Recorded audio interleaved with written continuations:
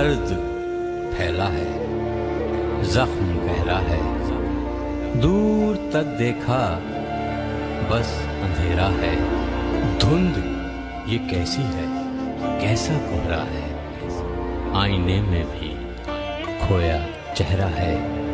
दर्द फैला है, जख्म गहरा है, दर्द फैला है, जख्म गहरा है।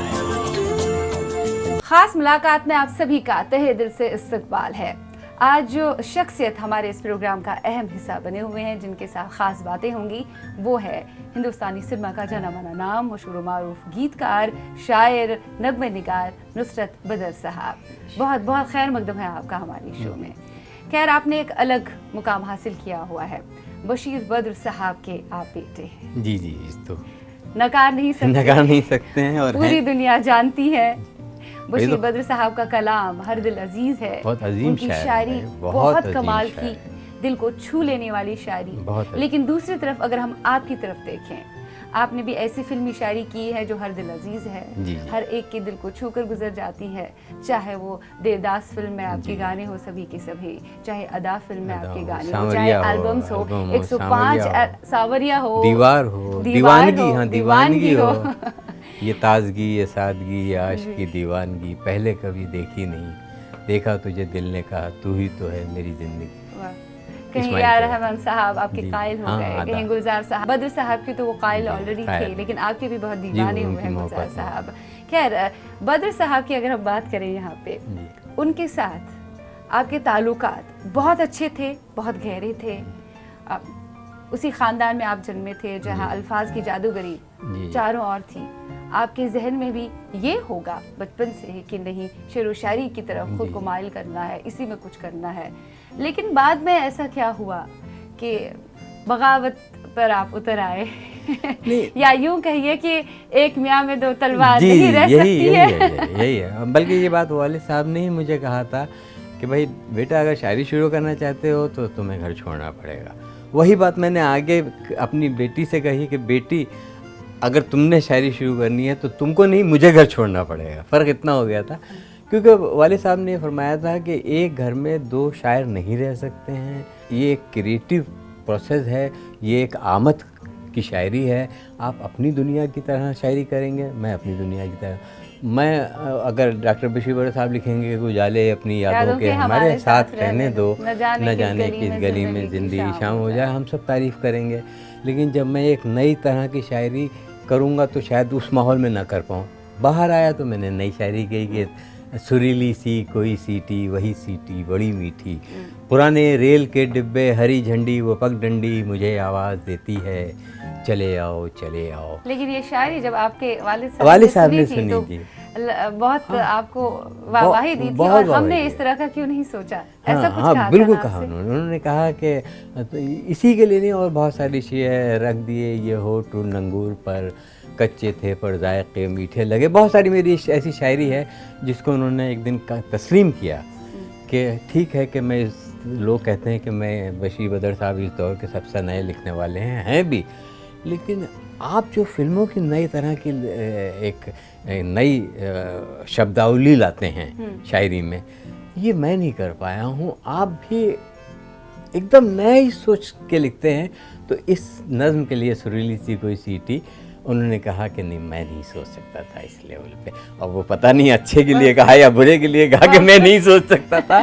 बड़े लोगों की बड़ी स्टाइल होती है तारीफ नहीं। एक फिल्म आई थी वक्त, जी, शायद आपको याद होगी, अक्षय कुमार वाली वक्त भी थी जो सामने आई थी। उसमें अमिताभ बच्चन अक्षय कुमार को बाहर निकालते हैं घर से। उनके जहन में ये नहीं होता कि भाई मेरा बेटा जो है उसके बुराई के लिए मैं सोच रहा हूँ, या जो मैं चाहता हूँ वो नहीं कर रहा है, मेरे हिसाब से नहीं कर रहा है। तो उन्होंने दिल पर पत्थर रखकर उनको निकाल दिया था घर से। उनसे ये कहा था आप अपना रास्ता इख्तियार करो, हमारा अपना खुद का रास्ता, हम उस पर चलेंगे।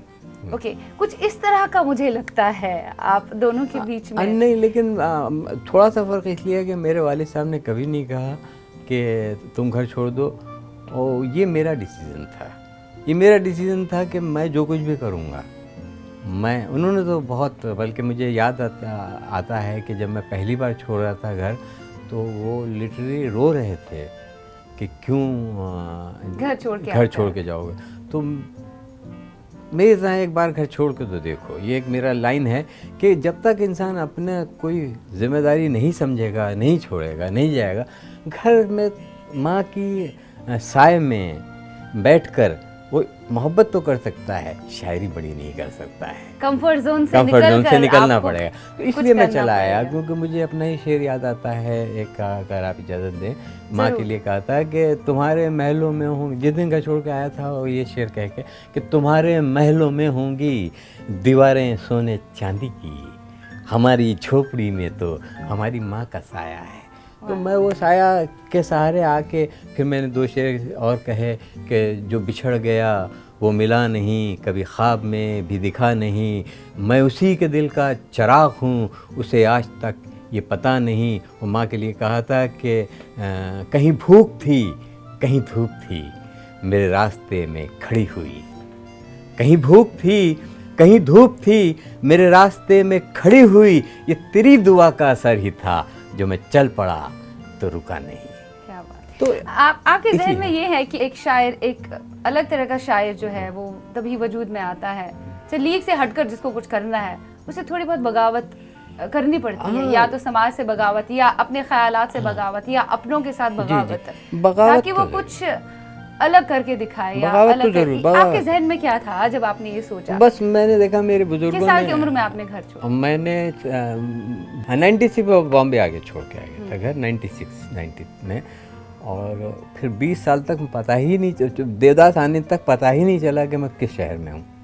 जब देवदास आई, सुपर हिट हुई, भोपाल में मुझे बुलाया गया, तो मैंने देखा वहाँ पापा की गाड़ी खड़ी हुई है, आंखों में आंसू लिए हुए, और मेरा प्रोग्राम देवदास दूरदर्शन में हो रहा है और वो खुश हो रहे हैं, और घर लेके गए। वहाँ से हमारे ताल्लुकात तो कभी ख़राब थे ही नहीं, इनफैक्ट वो होता है ना कि नहीं है, लेकिन मैंने कहा जिद होती है, जिद हमें कुछ करना है, जब तक मेरा अपना जैसे मैं आप ही से कहता हूँ, आप हमेशा फ़ोन करके कहती हैं बदर साहब, तो मेरी इतनी मेहनत करी है नुसरत साहब कहलाने के लिए, या नुसरत कहलाने के लिए, या नुसरत भाई या नुसरत जी, तो मुझे वो जो एक जिद थी कि मेरा भी नुसरत नाम जाना जाए, वो अल्लाह ने अपने नाम से जाना, अपने नाम से, क्योंकि हम हिंदुस्तानी सिनेमा में देखते आए हुए हैं, या इल्मी शायरी जो लोग करते हैं, शेर व शायरी जो है, शायर हजरात जो है, उनके खानदान में हम देखते आए हैं, अगर कोई बहुत बड़ा शायर है, उसका बेटा शायर बनता है, तो उसे जाना जाता है उसी के नाम से, और कंपैरिजन शुरू हो जाता है। तो कंपैरिजन जहाँ शुरू हो जाता है, वहाँ कहीं ना कहीं वो बात रह जाती है कि कंपैरिजन क्यों। ये हिंदुस्तानी सिनेमा में भी है, वहाँ पे भी फिल्म इंडस्ट्री में कई सारे एक्टर्स रहे हैं, कई सारे म्यूजिक डायरेक्टर्स हैं, कई सारे लिरिसिस्ट हैं, उनके बच्चे जब कुछ करना चाहते थे तो कंपैरिजन शुरू होता है, या ये जहन में था कि नहीं मैं कंपैरिजन चाहता नहीं हूँ, आगे अगर मैं कुछ मैं एक एग्जांपल आपको देना चाहता हूँ अगर आपसे हैं, कि जावेद अख्तर साहब, जानिसार अख्तर साहब के बेटे थे, इतने बड़े शायर थे जानिसार अख्तर साहब, शायरी की दुनिया में आज भी वो जावेद साहब से बेहतर शायर जाने जाते हैं। लेकिन अगर जावेद साहब बगावत करके नहीं अकेले निकलते तो आज जावेद अख्तर नहीं होते। तो मेरे जहन में ये था कि अगर मैं बगावत करके या मैं घर छोड़ के नहीं आऊँगा तो मैं जावेद अख्तर नहीं बन पाऊँगा। हालांकि मुझे जावेद अख्तर नहीं बनना मुझे नुसरत रही था जी। लेकिन एक था कि साहिर साहब ने कभी शादी नहीं करी, इश्क ज़रूर किए लेकिन शादी नहीं करी, कि फिर अगर शादी करूँगा तो बगावत हो जाएगी, उसमें हो जाएगा। कभी साहिर साहब ने शादी नहीं करी, क्योंकि अगर मौजूद साहब का बेटा मौजूद साहब के घर में रहा, या नौशाद साहब का बेटा नौशाद साहब के घर में रह गया, तो वो फिर नहीं बन पाए कुछ जी। इतनी फैसिलिटीज मिल जाती हैं, इतना सब कुछ मिल जाता है, आराम मिल जाता है, नहीं कर पाते हो आप, फिर नहीं कर पाते। कहीं ना कहीं डॉक्टर बशीर साहब के जहन में ये था कि नहीं ये निकल जाए, कहीं ना कहीं निकल, हाँ ये चले जाएं, अपने पैरों पे अगर खड़े होना तो अपने हिसाब। इल्मी शायरी में तो कमाल किया है उन्होंने, और ऐसी शायरी जो हर एक के दिल को छूकर गुजर जाती है, एक आम इंसान के समझ से परे बिल्कुल नहीं है, हर एक उससे रिलेट कर पाता है।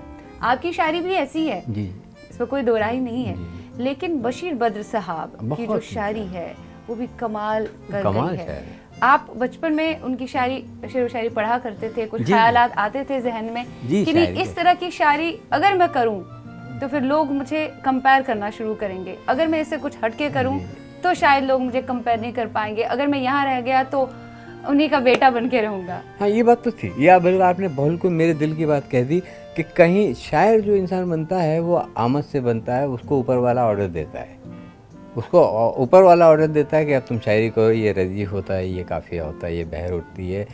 क्योंकि हमारी आसमानी किताबें भी आप देखिए सब बहर में है, मीटर में है। कुल वल्लाहु अहद तो दाल आई है, अलहम्दु यलद सब मीटर में है। तो जब वो खुदा जिसको शायर बनाना होता है, मुशायरे की शायरों की बात नहीं कर रहा हूँ, वो तो रोजी रोटी है, वो एक्टिंग है। मुशायरे की शायरी तो एक एक्टिंग है, वो एक्टिंग वहाँ एक्टर नहीं बन पाया इसलिए वहाँ स्टेज पे बेचारा एक्टिंग कर रहा है या ड्रामा कर रहा है। लेकिन जो आसमानी शायरी का आमद होती है, उसके लिए आप ये डिसीज़न नहीं ले सकते हैं कि आपको कब शुरू करना है, अचानक हो जाती है, आ जाती। तो मेरे अंदर भी बहुत लेट, जब मैंने घर छोड़ने के आसपास आई, उससे पहले मैं भी उन्हीं का दीवाना था, पापा पापा करता रहता था।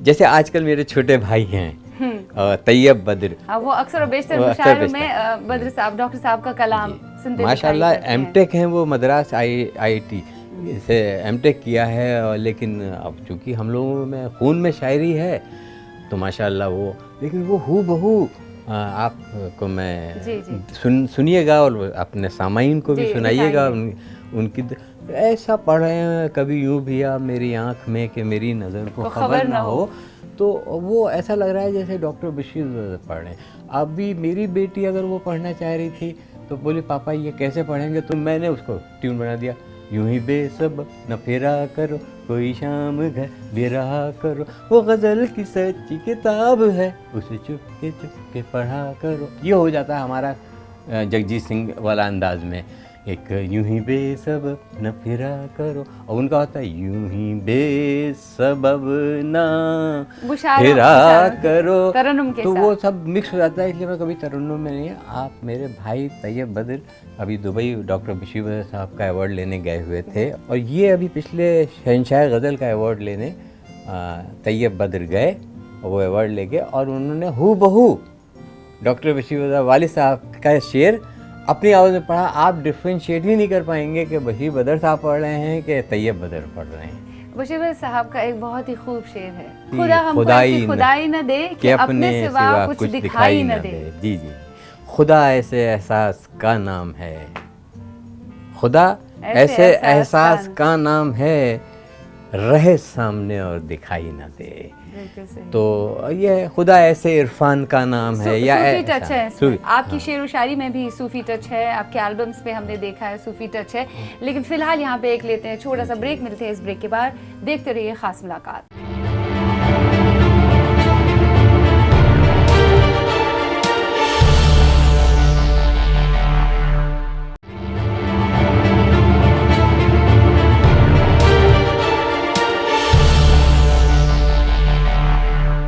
ब्रेक के पार हम हाजिर हुए हैं ख़ास मुलाकात में। आज ख़ास मुलाकात में हमारे साथ में गुफ्तगू है नुसरत बद्र साहब। नुसरत बद्र साहब, आपके वालिद साहब डॉक्टर बशीर बद्र साहब के बारे में भी हम बात कर रहे हैं। एक सवाल ज़रूर आपसे पूछना चाहूँगी। 20 साल हो गए जी आपको घर छोड़े हुए अपने वालिद साहब का घर छोड़े हुए, जो बगावत की थी, जो वादा किया था अपने वालिद साहब से, देखिए लीग से हटकर कुछ करूँगा और अपना नाम कमाऊँगा, फिल्मी शायरी ज़बरदस्त करूँगा, ऐसा करूँगा कि हर दिल अजीज़ हो जाए वो शायरी। उन्हीं के नक्शे कदम पर हम कहेंगे आप चले आपके वालिद साहब के नक्शे कदम पर। सो 20 साल हो गए, लेकिन 20 साल में सिर्फ 2 बार आप दोनों एक दूसरे के सामने आए, रूबरू हुए। एक तो जब देवदास आपकी रिलीज हुई थी, और एक डॉक्टर बशीर बद्र साहब की लंदन में एक लाइब्रेरी बनी है जिसमें 18,000 उनके शेर, इससे पहले जॉन कीट्स, पीबी शेले और शेक्सपियर की वो लाइब्रेरी है। हिंदुस्तान का या उर्दू का या हिंदी का कोई शायर की लाइब्रेरी नहीं है। तो सिर्फ वाहिद डॉक्टर बशीर बद्र अकेले एक शायर हैं जिनकी एक लाइब्रेरी, लंदन लाइब्रेरी है। 18,000 शेर उनके बिकते हैं वहाँ पे, लगे हुए हैं, पूरा एक अलमारी है उनकी। उसमें कंपनी चाहती थी कि मैं भी कुछ बोलूं, और जगजीत साहब भी कुछ, और जगजीत सिंह साहब भी उनके बारे में कुछ बोले। तो वो लोग इंडिया आए, बम्बई आए, मेरे वालिद साहब खुद बम्बई आए। उस बीच कुछ जज्बाती बातें नहीं हुई आप दोनों के आमने सामने? उन्होंने कुछ तारीफें आपकी की होंगी, आपकी शेर व शायरी की तारीफें की होंगी, आप जो बहुत अच्छा काम फिल्मों में कर रहे हैं। देखिए बड़े वालिद की हैसियत से तो वो तारीफ़ करेंगे, शायर की हैसियत से नहीं करनी चाहिए। अगर वालिद के हैसियत से वो तारीफ़ करी उन्होंने मेरी, तो मैं एक अच्छा मेडिसिन का नर्सिंग होम वाला हूँ। अगर एज ए शायर वो मेरी बहुत ज़्यादा तारीफ़ करेंगे तो मैं समझ लीजिए वही थम जाता। क्योंकि एक शायर जो है वो हमेशा सीखता है, हाँ, कुछ नया शायर को है। लगता है कि अभी और कहने दीजिए और इनको परवाज़ मैदान में छोड़ा जाए। तो उन्होंने कभी क्रिटिसाइज़ भी नहीं किया और बहुत ज़्यादा तारीफ़ भी नहीं करी, लेकिन हाँ नई बात मैंने कही है उसकी तारीफ़ करते हैं। और कभी उन्होंने ऐसा नहीं कहा है कि अरे यार तुमने ये क्या कर दिया, नाम ख़राब कर दिया बम्बई में जाके। जब भी दोनों बार मिले हैं, मेरी बेटी 17-16 साल की जो हो रही है पहली बार ज़िद करके अपने दादा से मिलने इसी महीने गई, जो खुद शायर बनना चाहती है, जो खुद शायर बनना चाहती है। मैंने मना कर दिया है कि बशीर बदर साहब के कलाम को खूब पढ़ती है। हाँ, ट्यून दीवानी है उनके कलाम की। क्योंकि अभी उनके दादा, हमारी बेटी के दादा जो हैं वो भी बहुत बड़े म्यूज़िक डायरेक्टर गुलाम मोहम्मद साहब हुए हैं, तो उधर का भी थोड़ा सा खून मेरी बेटी में आ गया है, म्यूज़िक आ गया है। तो उसने वो कंपोज करके रिकॉर्ड करके पापा को सुना के आई हैं। लेकिन मैंने कहा शायरी नहीं करना बेटा, शायरी फिर एक घर में नहीं हो सकती है। अच्छा। या तो मैं घर छोड़ूंगा या आप छोड़िएगा। जिस तरह से आपने 20 साल पहले किया था। हाँ, तो बोली नहीं पापा ठीक है, मैं तो आपको न तो छोड़ सकती हूँ न मैं खुद जा सकती हूँ। भले ही आप एक दूसरे के रूबरू ना रहे हो, 20 साल में सिर्फ 2 बार मिले हों, फिर भी उन्होंने हमेशा फ़ोन करके आपकी तारीफ़ें की हैं, आपको बहुत दुआएं दी हैं। देवदास के बाद पता चला कि वो मुझसे कितनी मोहब्बत करते हैं। वो जहाँ भी मुशायरे में जा रहे हैं जिक्र करते करते और वहाँ ताली बजती है, वो ये फिर बोलते हैं कि मेरे बेटे, जो अभी देवदास जिन्होंने लिखी है वो मेरे बेटे हैं, फ़ख्र से। तो ये को हर किसी के वालिद साहब का को होता है, क्योंकि एक बाप और बेटे का रिश्ता बहुत ही अजीज होता है, खास होता है। हर बाप चाहता है एक दूसरे। आपने कभी कभार जब घर छोड़ा कुछ ऐसे शेर कहे आपने जो रिलेट कर पाते थे? वो एक गुस्सा था। हाँ, वो एक गुस्सा था, मैं आपको सुना दूंगा, बहुत नया आपको लगेगा। तो वो, लेकिन वो गुस्सा अपने वालिद साहब के लिए नहीं है, वो गुस्सा अपने कुछ रिश्तेदारों के लिए नहीं है, लेकिन वो अपने से गुस्सा है, अपने आप से गुस्सा है। मैं अपने आप पे जुल्म करने लगा था कि मैं क्यों दवाएं बेच रहा हूँ या मेडिसिन में हूँ। तो वो मैंने 4 लाइनें कही थी, आपको सुनाता हूँ मैं, कि तेरे जुल्मों ने बनाया है मुझे जांबाज देख, तेरे जुल्मों ने बनाया है मुझे जांबाज देख, मिल गया जीने का मकसद अब मेरा अंदाज देख, और तू झुकाएगा मुझे क्या जुल्म की तलवार से, काट के पर देख मेरे फिर मेरी परवाज देख। तो ये कहा था, लेकिन इसमें और एक जदोजहद होती है हर इंसान के अपने अंदर। वो जदोजहद में हमें लगता है कि दूसरा शायद इसका जिम्मेदार है, लेकिन वो अपने आप से जंग होती है, अपने आप से जिसको आपको जीतना होता है। एक तरह की जंग थी तब आपको अपने आप से, कि आप निकलना चाहते थे अपने घर से और कुछ नाम कमाना चाहते थे। वो बहुत उम्दा तरीके से आपने कमाया और उसकी तारीफें भी आपने हर जगह हासिल की। एक और सवाल, जैसे मुशायरों के साथ आपका कभी कुछ ज़्यादा ये नहीं रहा? आपने हमेशा ये कहा नहीं, 2-4 मुशायरे पढ़े हैं और अब पढ़ भी सकता हूँ, जा सफ़र की प्रॉब्लम है। अच्छा, जैसे अभी मुशायरे की 2 लाइनें मैं सुना दूँ। ज़रूर सुना दें। मुशायरे के लिए अगर मैं ये गज़ल सुनाऊँ तो इसमें 1-2 शेर बहुत कमाल के हैं। ये मैं ज़िंदगी से के लिए कह रहा हूँ, ये किसी महबूबा की बात नहीं कर रहा हूँ। तो ये बात अगर वहाँ समझाऊँ पूरी स्पीड में तब समझ में आती है मुशायर वालों को। कहा कि कुछ ऐसी मेरी इंतज़ारी रही, कुछ ऐसी मेरी इंतज़ारी रही, तू आई नहीं फिर भी प्यारी रही, तू आई नहीं फिर भी प्यारी रही। और देखिएगा शेर, जो रिश्तों की बात आप कर रही थी, इसमें शेर हुआ है कि जो रिश्तों की कीमत समझती नहीं। आप कह रहे थे वालिद साहब की वजह से नहीं, किसी और थी, समझती वर्ड पे जोर दीजिएगा कि जो रिश्तों की कीमत समझती नहीं है उसी से मेरी रिश्तेदारी रही। वाह, बहुत मज़ा आया आपके साथ बात करते हुए। तो जो लोगों से सुनते आए हैं कि इख्तिलाफात है बहुत अपने वालिद साहब के साथ, सारा क्लियर हो गया, सब क्लियर, कि क्यों क्यों आप निकल आए? अपनी ज़िंदगी आप अपने हिसाब से अपने मुताबिक जीना चाहते थे, अपने वालिद साहब को दिखाना चाहते थे, तभी तो आपके वालिद साहब डॉक्टर बशीर बट साहब को नाज है आप पर।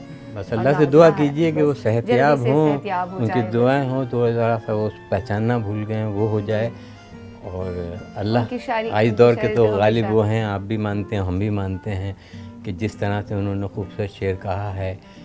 कोई एक आधा शेर जाते जाते जो जी आप मैं बेहद पसंद करता हूँ कि आज के दौर के लिए डॉक्टर बशीर बट साहब के मैं 3-4 शेर सुनाना चाहता हूँ अपने वालिद साहब के, कि उन्होंने उस ज़माने में नई बात कहनी शुरू कर दी थी। उन्होंने कहा था कि झटके के साथ कार का टहनी गुलाब की। देखिए आज के दौर में लड़के लड़कियां गाड़ी से जब निकलते हैं, कार में बिठाते हैं या मोटरसाइकिल में, ब्रेक मारते हैं। उन्होंने 50 साल पहले ये सोच लिया था कि ऐसा होगा कि टहनी गुलाब की मेरे सीने से आ लगी, टहनी गुलाब की मेरे सीने से आ लगी, झटके के साथ कार का रुकना गजब हुआ। वाह क्या बात, वाह खूब। जब हम लोग हवेलियों में रहते थे तब उन्होंने शेर क्या कह दिया था, जो हम बम्बई में आए फिर एक एक कमरे में, अब तो खैर माशाल्लाह गाड़ी भी है, मकान भी है, सब हो गया है, लेकिन एक एक कमरे के मकान जब मैंने देखे यहाँ बम्बई में आके तो मुझे वालिद साहब का 60 साल पुराना शेर याद आया कि अब रोए कहाँ सावन,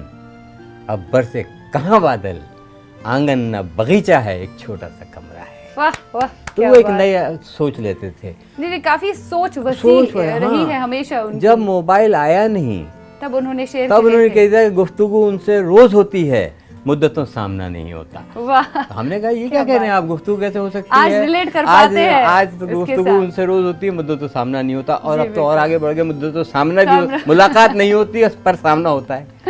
आज अगर व्हाट्सएप वगैरह से देखिए, हम उनसे मिलते ही, मैं शेर कह दूंगा कि हम उनसे मिलते नहीं, उन्हें देख लेते हैं। तो नई बात होगी, अब लोग कहेंगे ये कह रहे हैं हम उनसे मिलते नहीं देख लेते हैं। व्हाट्सएप का एक शॉट लगा दीजिए आप, लेकिन नई बिल्कुल लाइन हुई है जो 1400 साल में नहीं। वक्त बदलता है, लेकिन जो शायरी का मय्यार है अगर ऊंचा है, उस वक्त में आज भी वैसे ही ऊंचा रहेगा। हाँ, किसी भी दौर में नई सोचने वाला, नए तरीके से सोचने वाला नई बात कहता है। कि बहुत अच्छा लगा आपके साथ बात करते हुए। जितने अजीम शायर आपके वालिद शिवाजी है, मुझे बहुत खुशी हुई है। वैसे ही उससे बिल्कुल जुदा से अंदाज में आप शेर कहते हैं, अपने आप में कमाल है। बहुत अच्छा लगा आपके साथ बात करते हुए। शिवाजी मैं बहुत इम्प्रेस हूँ आपसे, आपकी ज़बान से, आपके अंदाज से, बहुत शुक्रिया, आपकी सारी पर्सनालिटी से मुझे बहुत खुशी हुई। आपको तो अल्लाह बहुत नवाजेगा और बहुत आगे। बहुत बहुत शुक्रिया, बहुत अच्छा लगा नुसरत साहब। उम्मीद करती हूँ आज का खास मुलाकात आपको बेहद पसंद आ गया होगा। ज़रूर लिखिएगा shiva.lateef@nwat.com पर। फिलहाल के लिए इतना ही, एक नई खास मुलाकात लेकर आपकी खिदमत में हाजिर हो जाएंगे। तब तक के लिए खुदा हाफिज़।